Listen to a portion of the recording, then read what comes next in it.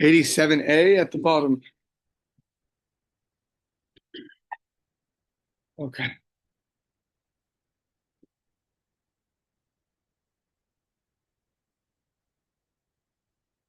Bo'omene Reish Lakish and Rabbi Yochanan.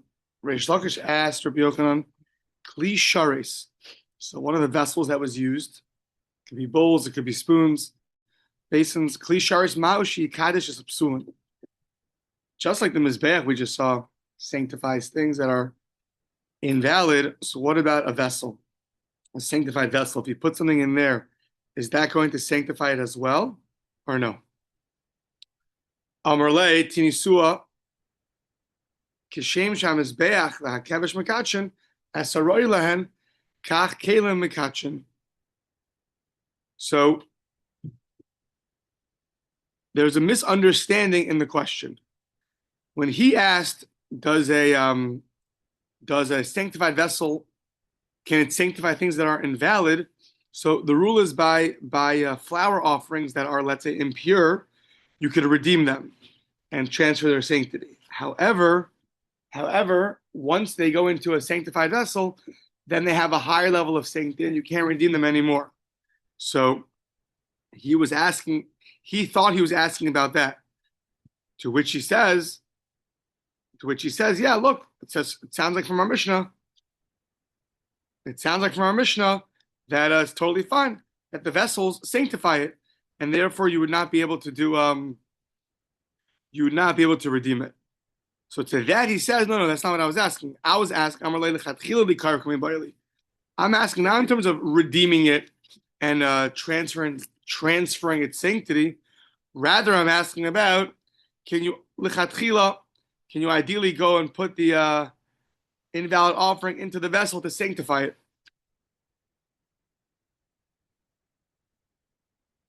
Yeah. To which he asks, that's also taught, Hanami Tanina, turn the page, Shekiblu Psulin, Vizarko as Damo. So the Mishnah, one of the invalidations mentioned in the Mishnah was that people that were invalid, a Kohen that was invalid for the service, received the blood. Shekiblu Psulin, Vizarko as Damo. And then he went and he threw the blood. So what are we talking about? Ma'ilav Shekiblu Psulin, Vizarko Psulin. Are we not talking about a Kohen who he himself was invalid and the throwing of the blood was invalid? Now, if that would be true, meaning the Kohen who received the blood and the Kohen who threw the blood were both invalid Kohanim, if that would be true, then that would teach you that only in this case is it invalid. But if you just accepted the mere accepting of the blood by someone who's invalid would not invalidate it because the vessel would sanctify it, so no problem. So the fact that the Mishnah specified both things to invalidate, both the receiving of the blood was done by someone who's invalid, and the throwing of the blood was done by somebody who's invalid, that shows that if it was just received by someone invalid, the vessel would sanctify it. Shekiblu psulim, that's one. Maybe it's invalid right away, right when it's received by someone who's invalid. Inami shezarku psulim, not a, or someone who's invalid throws it. But if you learn it like that, so then you could learn it like that, and it would tell you that just the mere receiving of the blood in a vessel would invalidate it, even though it's a holy vessel. But since someone who's not fit to receive the blood received it, that would invalidate it. Okay. Yeah. Fine. So now, of your mizbeach k'mizbeach damiyula, airspace of the altar, does that have the same status of the altar or not? So that's going to work for both. Let's say right now we're assuming you're holding something up off the ground in the altar. We're going to see in a second that when you go from the ramp to the altar, there's a space, at least a tefach space. So when the animal goes over that space, meaning when the meat goes over or you drag the animal over, so it has to go over an airspace. what's the status of that airspace? And now we're going to have a bunch of proofs back and forth, basically until the next Mishnah. So, Tashma says our previous Mishnah, Kishem Sham Mizbeach Mekadesh Kach Kavesh Mekadesh. Just like the altar sanctifies, so too the ramp also can sanctify, right? And that for us it was that once it's there, you can continue to bring it, and you don't have to remove it. Now, the Amris Aver Mizbeach Alav Ki Mizbeach Dami. Let's say you held that the airspace of the altar did not have the status of the altar; it is not able to sanctify. Then you would say that Avir Kevish Nami Lav Ki Kevish Dami, that the airspace of the ramp also would not have the sanctity of the ramp itself. If you come to that conclusion, then you have the following problem. How do you bring something up from the ramp to the altar? If you're bringing it and then all of a sudden you lift it up to get it from the ramp to the altar, it's now in the airspace. And if the airspace does not have the same level of sanctity, so in essence, what have you done? Removed it from the altar. And the Mishnah told us, if you remove it from the altar, you can't put it back on. So it must be from the fact that I could do that the airspace is not like the altar. The airspace is like the altar. Says the Gemara, not necessarily. Why? Dinagidle.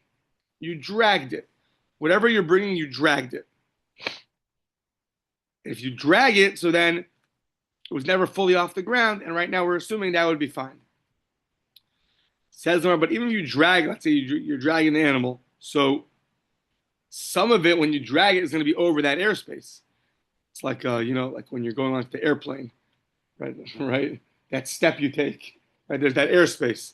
So the ha'avir yesh ben kavesh on his back. What about that airspace? Says the Gemara, what do you mean? Why go after the majority? The whole animal is not over the airspace. Rubo le kavesh ki kavesh, rubo le mizbeach ki mizbeach. Where's the majority of the animal? Either way you go, it's not going to be over the airspace. So fine. So the Gemara basically says that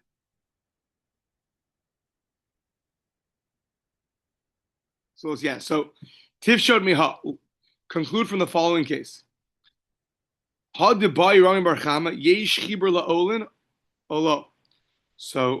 Bar Chama had a question. His question was,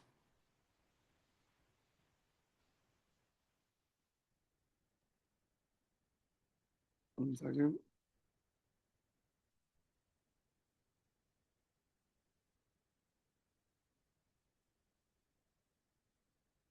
Rami Bar Chama's question was, Yesh Chibur Olo, meaning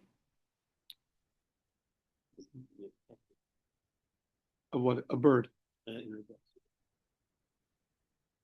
greater part of something is on the altar. Do you consider the remainder, which is In general. Okay. Yeah. In general, when you have something that's majority of it's on the altar, do you consider it attached or not attached? So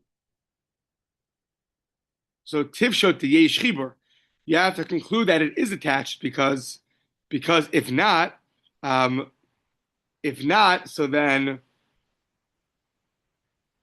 if you don't consider the majority of the animal on the altar as that it's on the altar, so then you're going to consider part of it off the altar, and then what? It's considered like it's removed. it should be deemed if it's come off the altar. Yeah. Right. So, okay, halo kasha tifsha, fine. That's not so hard. That you can conclude from there. Fine. But maskif the Rabbi Baruch Hanan, now, Rabbi Baruch Hanan has a problem. The amris aver mizbeach mizbeach dami. If you hold that the airspace of the altar is like the altar itself, so olas ha'ov depasla b'machshava heichi mishkachasla. So your bird ola offering, which the malika is done on the altar, if the altar itself is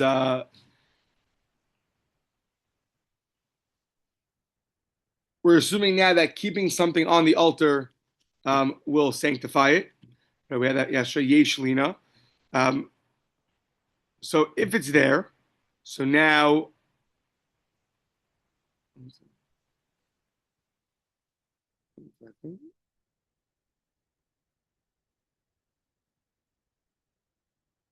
You said the airspace of the altar is considered like the altar. How would you find a case in which a bird or offering is invalidated through intent to burn it on the altar beyond its time? Why? Because you're lifting it up. Since Malika was up in the top of the airspace of the altar is accepted, even if it is kept there. Right. So when you lift up the bird on the altar and you do malika on it, so now does that airspace consider the same as the altar or not? So if you say that the airspace is like the altar, so what happens? Then you'll never have a case of pigul, let's say, outside the right time, because if you assume that things left on the altar sanctify it, even past the right time, right? That was yesterday. Even past its time, the whole idea of leaving things overnight is only things that are not on the altar. If it's on the altar, there's no problem to leave it overnight. If that would be true, so then when you lift it up, now it's in the airspace. So, and if the airspace is like the altar itself, so it always has the sanctity of the altar. So when are you ever going to have a case of pigul by a olasov? So hakal mizbeach, the airs of the mizbeach is also considered holy. So maskif Rav Simi bar Ashi, alama lo mishkakasla, very simple. Kigon the Amar Hareini Molekal Manasla Harita Lamachar Vlalosa Ulaktira. You have in mind that you're going to do a malika, but then you're going to take it off the altar and then bring it back up and consume it.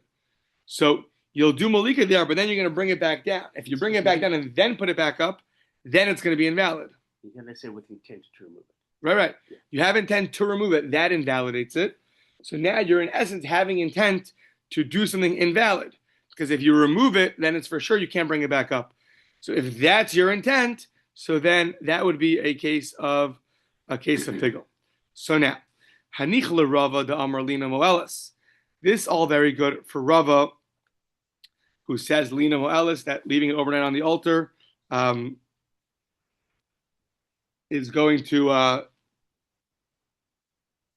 give it sanctity.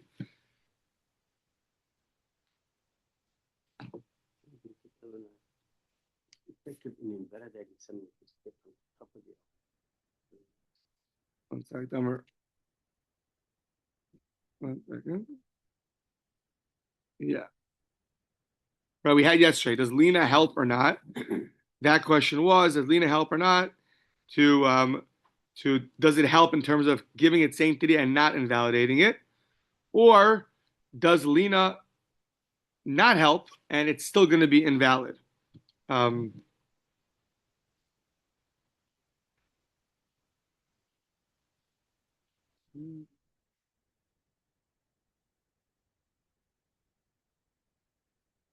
So now, if you hold that Lina Moelis, Lina helps, that what? It's going to sanctify it, and it's not considered invalid. Okay, so I have a case. But according to Rabbah, is it the other way?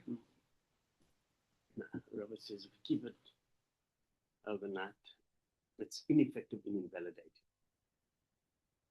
So it'll be valid. It'll be valid. Yeah, good. But El Rabbah Damar Ainlina Moelis. Rabbah says it'll be no good. Rabbah said it's going to be invalid. Rabbah. It'll be invalid. It'll be invalid. So meaning, according to Rabbah, it's going to be Rabbah. Yeah, no. Is invalid. Rabbah will be valid. That makes sense. Why? Why won't the stipulation work for Rabbah? Because he says keeping overnight doesn't invalidate.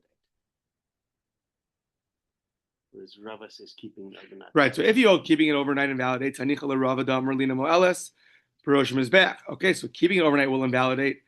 So then you'll have a case where it's going to be invalid. But El Rabbah Damar Lina Moelis, that keeping it overnight is not going to invalidate it. Peroshim is back. So then Leisa Lemachshavto. So then you're not going to have a case where it's going to be invalid because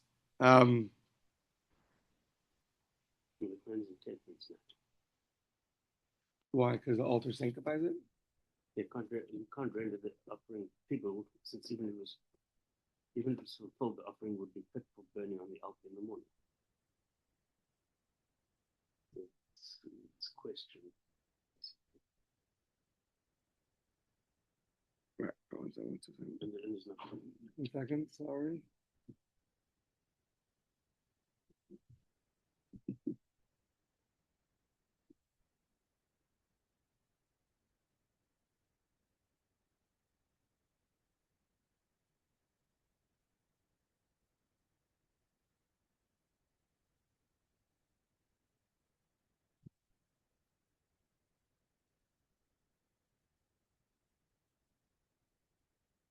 Oh, why when you take it off the altar?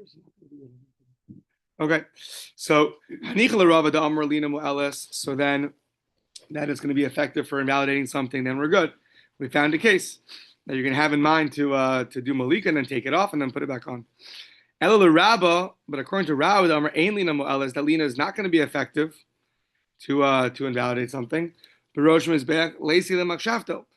not going to have a case where you're going to have pigul. So says the Gemara, no, l'Rabba nami mishkachas. What's going to be the case? Kigon da Amar hareini molka amanas laharida kodem amud shachar. I'm going to do malika on condition to remove it before amud shachar. Ula halosa laachar amud shachar. I'm going to remove it before amud shachar, and then I'm going to put it back on after amud shachar. So amud shachar is the point where it sanctifies it. So if you take it off before and put it back after, so it never got that sanctity, and therefore it's going to be invalid. So that would be the case for Rabbah, that it would be possible to have pigul. Okay. Says the Gemara though, lahach gisa miha tifshot. But according to this, lahach gisa, from here you should conclude, the avir mizbeach and mizbeach dummy. Why? The isak adaytak avir mizbeach lavkin mizbeach dummy. If you say that the airspace of the altar is not like the altar, so then chatas ha'of psula heichi mazamidama. You have a sin, a bird sin offering that you did malika on top of the altar, and you had the wrong intent. You had the wrong intent, so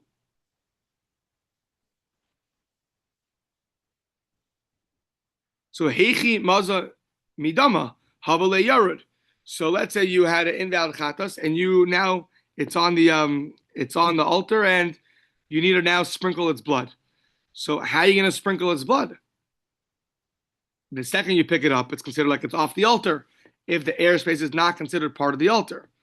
Also, sharp sulin heichi's arklahu midama. Any other offering, how do you throw the blood, sprinkle it onto the altar if it's in the airspace, and the airspace is considered not like the altar, so right away it's considered invalid.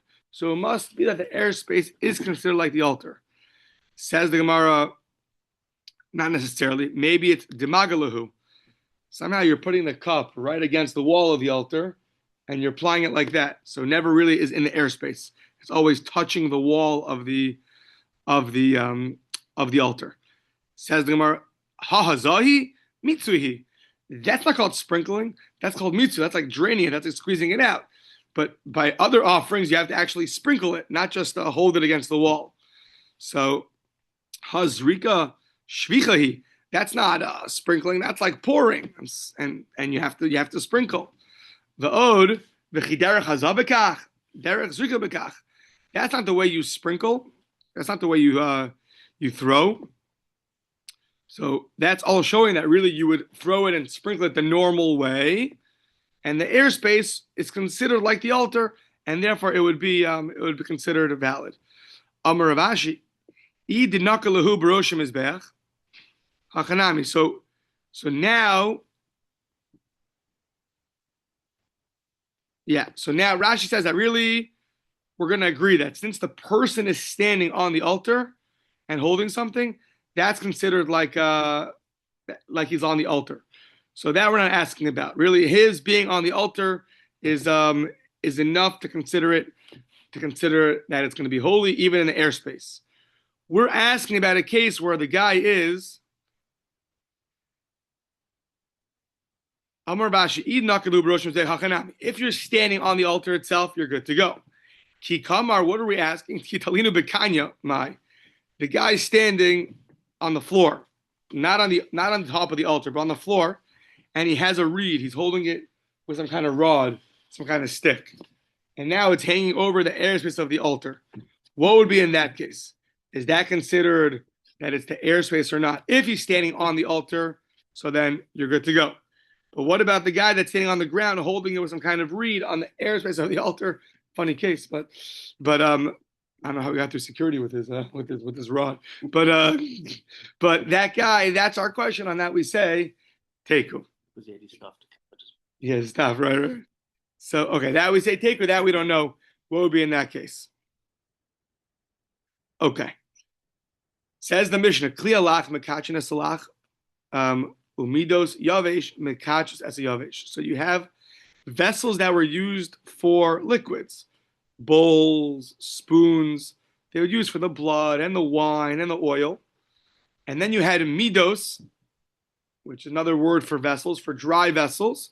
And they would sanctify dry things. Now, what are these? So Rashi points out there's two measurements you needed. An isaron or a chetzi isaron, it's a measurement of flour. And you needed to measure the different flour offerings. So you would use vessels to measure them out.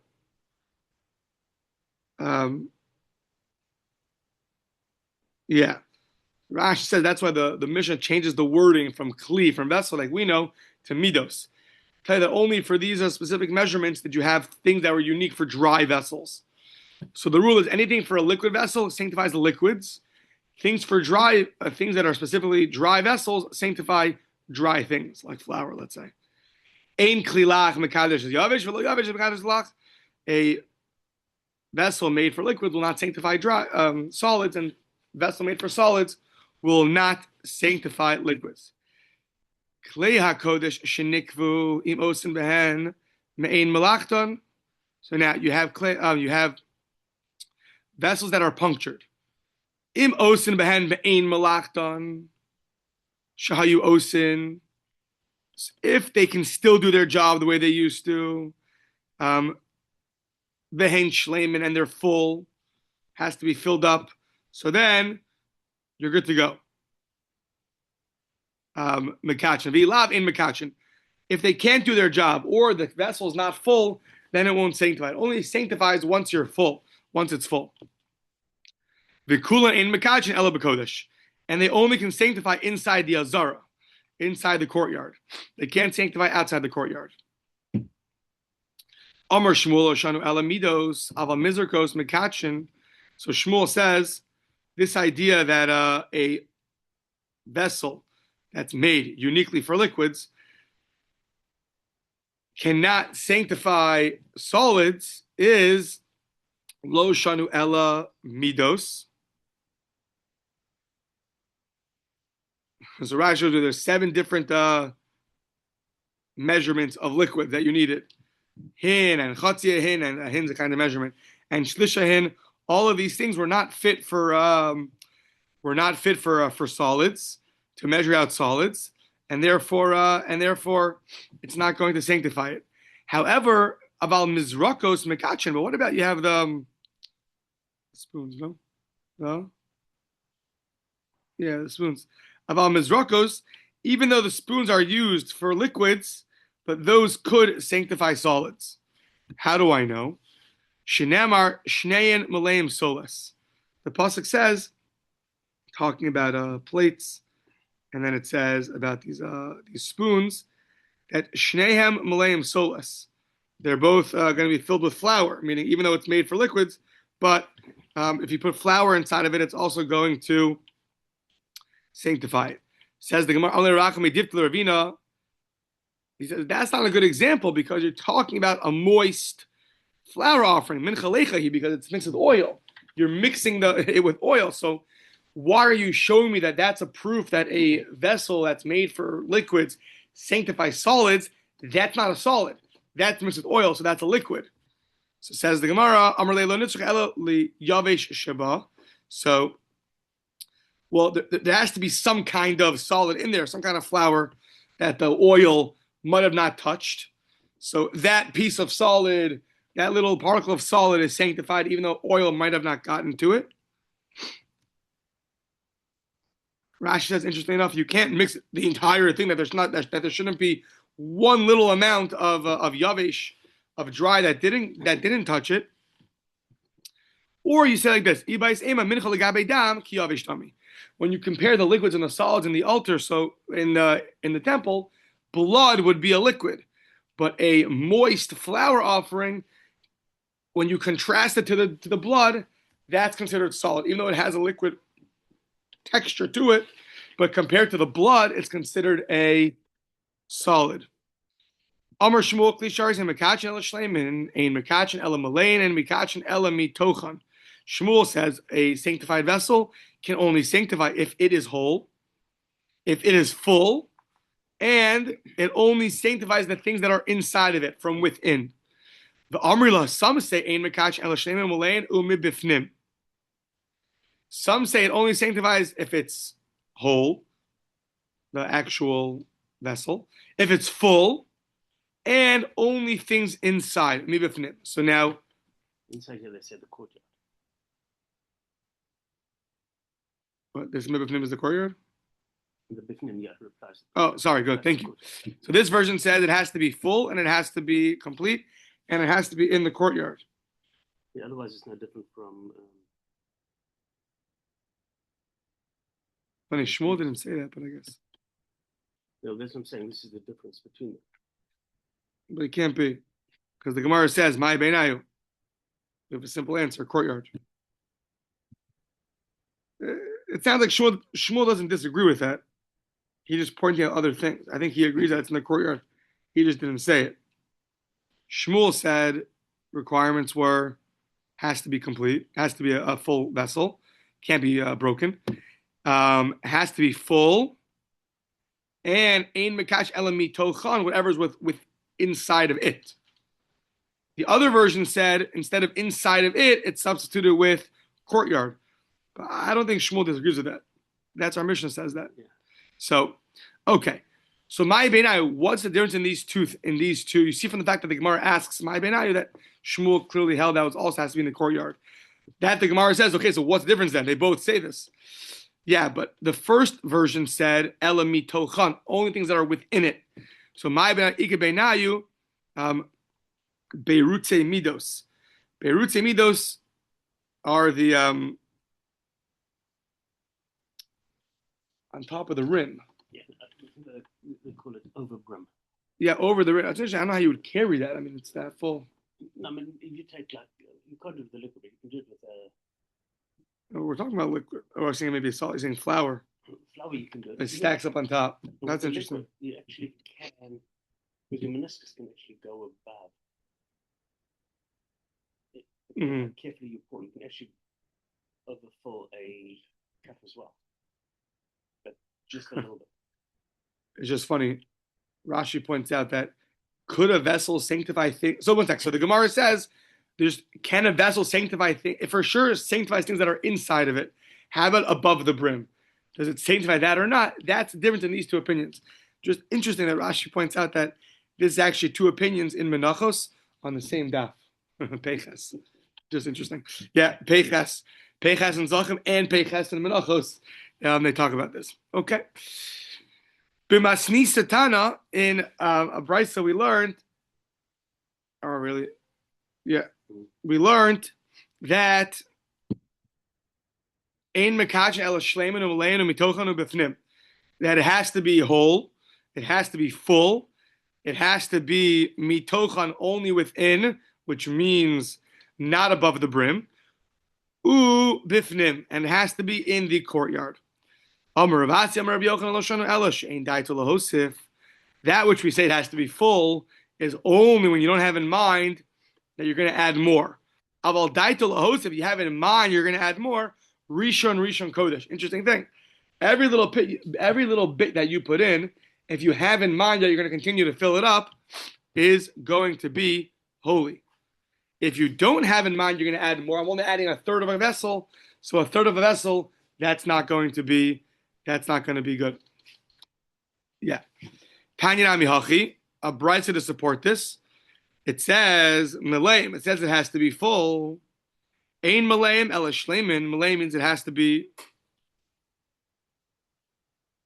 That's interesting. Here means shleimin. Here means full.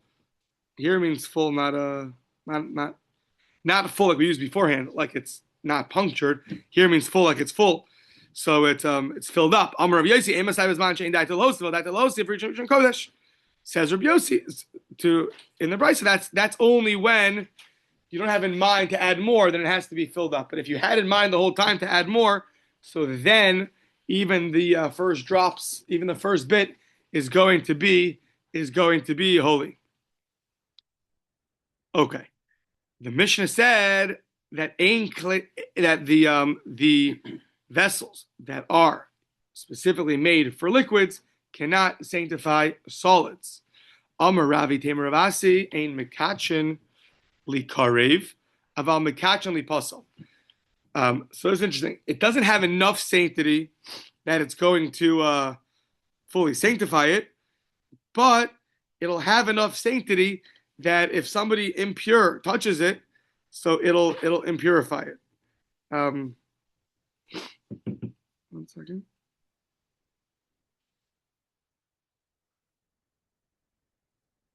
Yeah, Rashi says if you bring it outside the courtyard or a tful yom, someone who's waiting for sunset after going to the mikvah, if he touches it, it'll become invalid. So meaning it has enough that it gave it a certain level of sanctity that now it's going to be invalid. That's interesting. If it was never sanctified, then these things wouldn't invalidate it. Sounds like, right? Let's say you bring it outside the courtyard. So if it's not holy, you can bring it outside the courtyard. It's only once it's a certain level of holiness that you cannot bring it outside the courtyard anymore. So now we say it has enough that it gives it a level of sanctity, but not enough that it gives it full sanctity. So so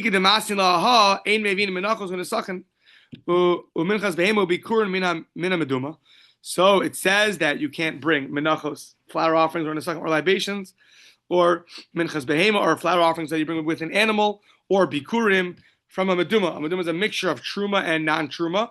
It's all mixed together. That's prohibited. It's called meduma. It's a forbidden mixture. The ein sarach lomam orla, and for sure you can't bring these things from orla or v'kilai karim. And if you do bring it, it's not going to sanctify it.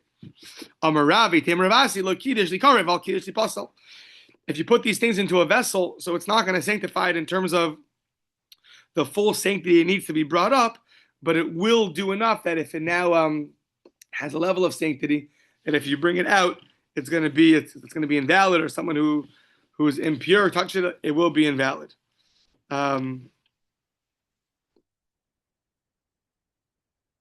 Do this 1 more minute. Yeah, Taner Rabbanan. I didn't do this part yet. Taner Rabbanan Kli Kodesh Shenikvu Ein Meitichin Osan.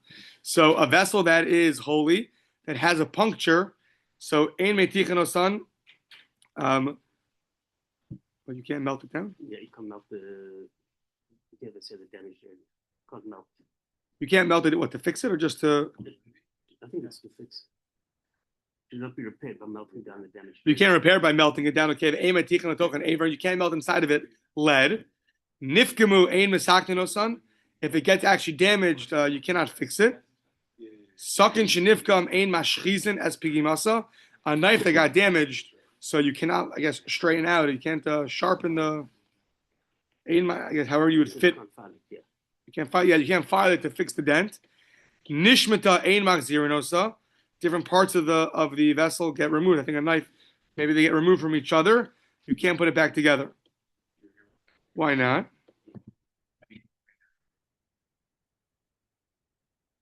Okay, I have to find out tomorrow why not. Do you smell something bad? Oh no. Well, yeah, it's on liquid.